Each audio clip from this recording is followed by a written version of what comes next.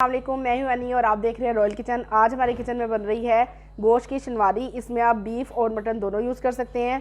उसके अज्जा है गोश्त 1 किलो, इसमें 1 किलो ही टमाटर डालेंगे।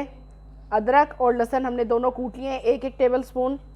1 टीस्पून सूखा धनिया पिसा हुआ, 1.5 टीस्पून कुटी हुई लाल मिर्च, 1.5 टीस्पून नमक। हरी मिर्चें इसमें जाएंगी 5 से 6 अदद और ऑयल आधा कप। अब हम एक पतीली ले लेंगे, उसमें गोश्त डालेंगे,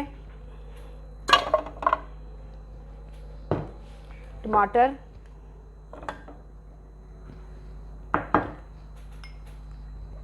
लहसुन कुटा हुआ, अदरक। इसमें सब कुछ इकट्ठा हम डाल के रख देंगे पकने के लिए। इसमें पानी नहीं डालना, ये गोश्त अपना ही पानी छोड़ देता है और उसमें ही गलता है। इसमें वैसे डलती तो वो है चर्बी, लेकिन ज़रूरी नहीं है कि आप चर्बी में बनाएं, इसको चर्बी के बगैर भी बनाया जा सकता है। उसके लिए हम ऑयल डाल देंगे। ये तकरीबन 45 से 50 मिनट में गल जाएगा। उतनी देर इसको हल्की आग पे हम रख देंगे पकने के लिए। कि शनवारी को पकते हुए हमारे तकरीबन 50 मिनट हो चुके हैं। अगर आपको लगे कि इसमें अभी पानी है लेकिन गोश्त ये बिल्कुल गल चुका है, तो तेज़ आग पे थोड़ा इसका पानी खुश्क कर लें।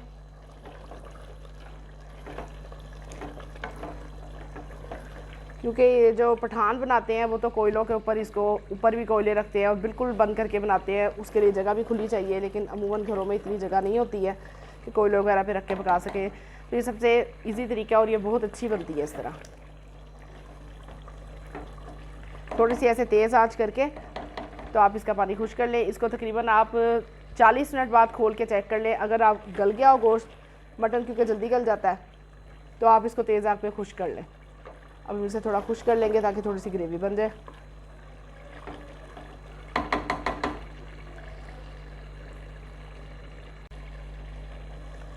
ये देखिए, ये घी लैदा हो चुका है और जो टमाटर का थोड़ा सा पानी था वो भी खुश्क हो चुका है।